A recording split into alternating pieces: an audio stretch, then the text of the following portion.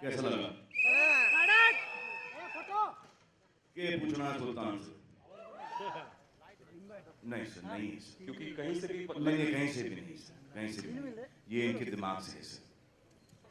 तो एग्जैक्टली क्या, अगर अली आप ही अंडरडॉग की कहानी, अंडरडॉग की कहानी है। It's a fully fictional story, एकदम काल्पनिक कहानी है। और एक हिंदुस्तानी कहानी है, रिलेशनशिप की कहानी है।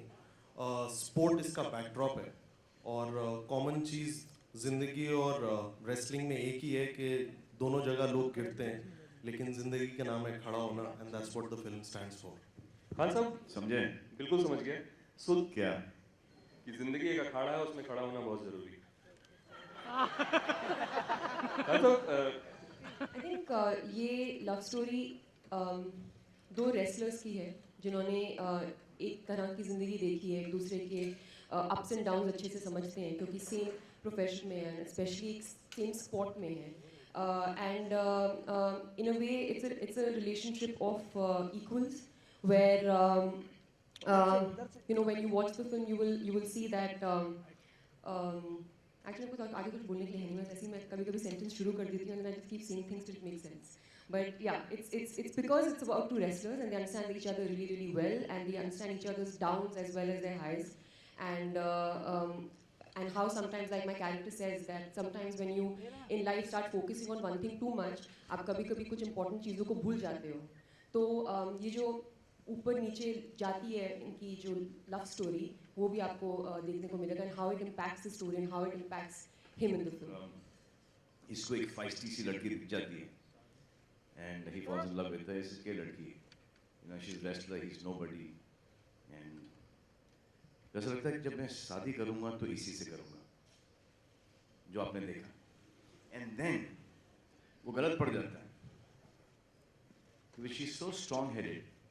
बेसिकली जो होता है ना, कभी कभी किसी की ट्रेन लेट चलती है, वो ये उनमें से है इस पिक्चर में। वो सुल्तान को गलत समझ जाती हैं, and then how it's all about Sultan, how he goes down and then how he comes back up with the help of the woman that he loves. And जो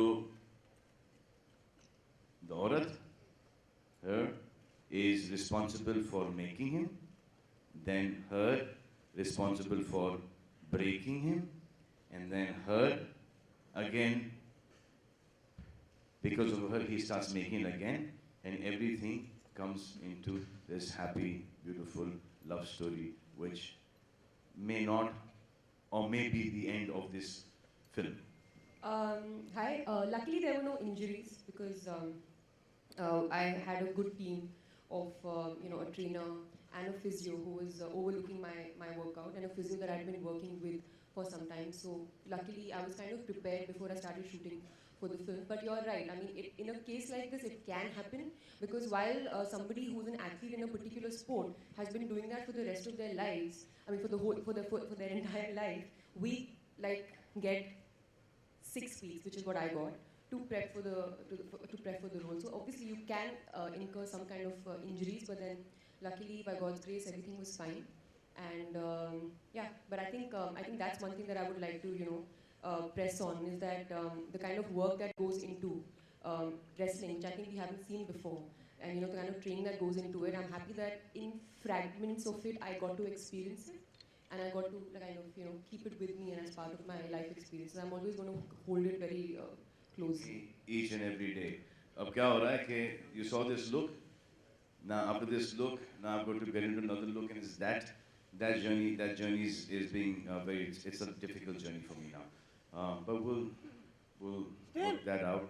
लेकिन she was lucky that she didn't get injured. मेरे तो भाई इस picture में वाट लग गई। As an actor, what do देखिए you नहीं, think? क्योंकि ये उठो मैं आपको आ जाओ थोड़ा सा इसको, क्योंकि इन्होंने जब मुझे जब ये रोल सुनाया तो मुझे ऐसा लगा कि हाँ ये तो मैं कर ही लूँगा, लेकिन जब वक्त आया करने का तो इन्होंने मेरे सामने पहलवान दे दिए, not fighters, all real wrestlers. तो जैसे जैसे कोई शॉट होता था उनको ऐसा लगता था कि ये रिंग में एक्चुअली लड़ रहे हैं एंड विथ मी. तो most of the shots in this film are real. The wrestling इसमें or MMA के there's no cable. Most of them is because of them. You know, there's a lot of contact happening in there.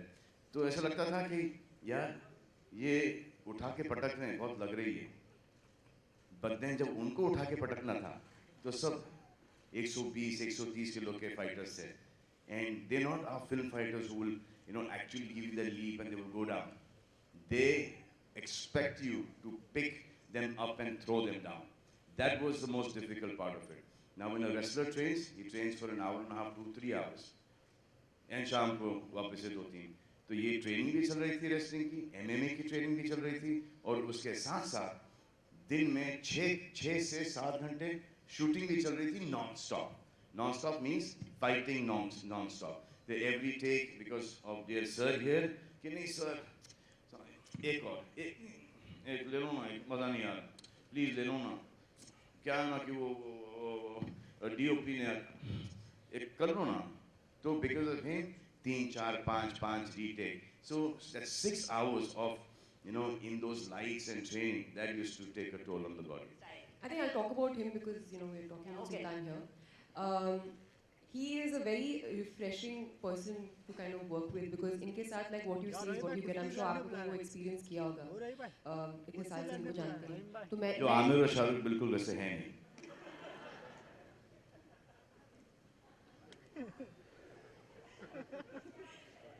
So his thing is that he is kind of unfazed by anything that happens around him. Correct. जो आमिर और शाहरुख बिल्कुल वैसे हैं नहीं. अब sir आप चाहते हो मैं आपको बताऊं कि आमिर और शाहरुख किस चीज़ में अच्छे हैं? प्लीज, मैं तो चाहता हूँ मुझे उनके बारे में कुछ पता है, लेकिन मैं आपके मुंह से भी सुनना चाहूँगा कि मुझे बस आपके बारे में बात करनी है यहाँ पे. So yeah, so he is like that, and I think it's something very refreshing. And आपको मतलब अगर आप अपने करियर में ऐसे किसी को देखते हैं जो इस मुकाम पे हैं, लेकिन ऐसे हैं, so you know you feel relaxed, you feel like ठीक है, this is kind of you know the right way to be. I think he's very blessed, and he has a lot of people around him who love him, all his fans. I mean, since I was announced for the film, the kind of messages I've got from like Salman fans, like unbelievable. So you realize his you know his craze, which is amazing. So I think and also having said that, if you see this film, you've seen the trailer, when you watch the movie, you'll realize that he's worked really hard on this film. You're lying. You're lying. Lying? Yeah? You're lying. Lying. No, he's worked really hard on the film, and we've seen it, and you guys are seeing it right now. You can't fake these things. It's जैसे यार वो shorts यार सब you know पहलवान लंगोट पहनते हैं, not look real. ऐसे वो लंगोट पहन लेंगे, we'll do it. जब मैं वहाँ पर पहुँचा, वहाँ 5,000 का क्राउड है. मतलब कुर्ते पजामे में, चप्पल में, शॉर्ट्स के अंदर, अरे भाई! ये तो यहाँ पर गड़बड़ हो गई. So I said, यार Ali, I'm not. There is no way that I'm going to. Chance ही नहीं कि मैं वहाँ पर जाऊँ. और कुछ औरतें भी बैठी थी वहाँ पर घूंघट के अंदर, सब जूनियर आर्टिस्ट. ऐसे ये तो हो ही नहीं सकता. This is not possible. जैसे फिर एक काम करते हैं, हम लोग नेक्स्ट ईद पर आएंगे. वैसे ये डेट भी अच्छा है नेक्स्ट ईद का. एनीवे सेड चलो ठीक है. अब मैं एक लुंगी पहन के गया वहाँ पर और एक कुर्ता. मैं जाके बोला यहाँ पर अगर किसी ने चिल्लाया तो I swear on God मैं आके मारूंगा. And when I was walking from my van to where the shooting was, the location, मेरे आंखों में आंसू थे. I was feeling violated. अच्छा, और मैं बिल्कुल शर्माता नहीं शर्ट वर्ट उतारने में, शॉर्ट्स पहनने में. मैं वो शर्मीला किस्म का आदमी हूँ ही नहीं इन मामलों में. But when I to go and take that off, and the song of hi. मुझे समझ में आ रहा था कि because I've seen the junior artists यहाँ पे इंडस्ट्री के अंदर, you know, हर पिक्चर के अंदर you working with the same people, so you can understand the voices. ऐसे घूंघट खोलो, इसे नहीं खोलेंगे. There was the most difficult thing, but thank God that the people got used to the visual.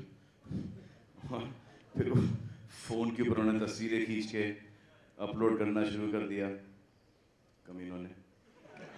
There's nothing better than shooting on real location. जब तक everything is controlled, real location लगता है. जितने भी आप सेट वेट बना लो, उसका कोई मायने नहीं है. But it is difficult nowadays to shoot on real location because the amount of police security, crowd control, तो वो बहुत difficult हो जाता है. फिर कि long shots के अंदर वहाँ तक के फिर वो लोग दिखाई देते हैं. फिर उनको जाके निकालो, फिर टाइम नहीं होता है. एक्टर वैसे ही लेट आते हैं. उसके बाद CG के अंदर सबको निकालना पड़ता है. फिर फिल्म डिले हो जाती है. तो we try and shoot on sets and then also a little bit on real location. देखिए शुरुआत में मैं एक्चुअली बहुत डरी हुई थी बिकॉज पहली बात मैं रेसलर की तरह लगती नहीं हूँ. तो और हमारा एक परसेप्शन होता है रेसलर्स को लेके कि रेसलर्स एक पर्टिकुलर साइज के होते हैं. तो बिगिनिंग में तो I was just like looking at Aditya Chopra and saying are you sure ये कैसे होगा. बट मैंने जब थोड़ा रिसर्च किया तो मैंने रियलाइज़ किया कि कुछ लोग लंबे मेरी तरह भी थे, like some international wrestlers. So I thought कि बस यही मुझे करना है. I just have to look tone so that I can look the part. Anyways कैमरे पे तो आप थोड़े मोटे लगते ही हैं. और वैसे ही वेट कैटेगरीज होती हैं. वेट कैटेगरीज होती हैं. करेक्ट, वेट कैटेगरीज होती है. तो मेरी वेट कैटेगरी भी थोड़ी कम वाली थी. 15 किलो की. नहीं 58 की थी.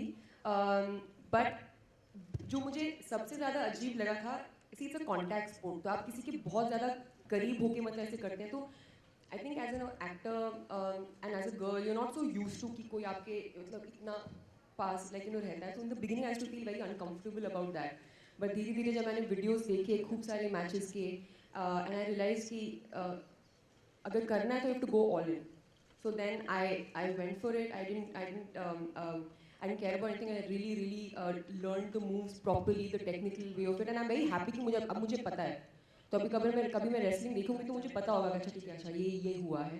So I'm grateful for the opportunity, and I remember telling Ali all the time कि मतलब कि मैं I got very कि नहीं body double नहीं यूज़ करेगा, नहीं तू body double नहीं यूज़ करेगा. So I used to keep insisting to him because I felt like I've learned something, so I want to show it properly. So मुझे genuinely बहुत मज़ा आया.